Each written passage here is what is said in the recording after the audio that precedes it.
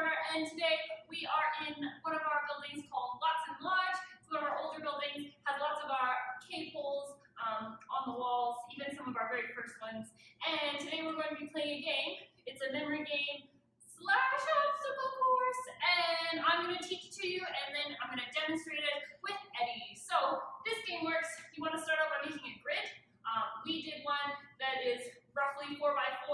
We left out a spot, and that's going to be our starting spot today. And what's going to happen is I'm going to pick a route on a piece of paper that's in this grid, and then Eddie is going to have to try and figure out which pattern I made.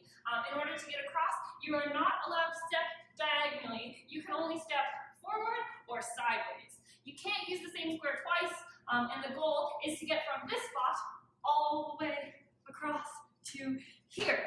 But you don't know which square you're going to exit on, so you can exit on any square. And if I have a route, and this is correct, this is currently still my route, and Eddie goes this one, and I go, no, that's not my route. He has to go all the way back to the beginning and start again. So he needs to use his memory to remember where he stepped.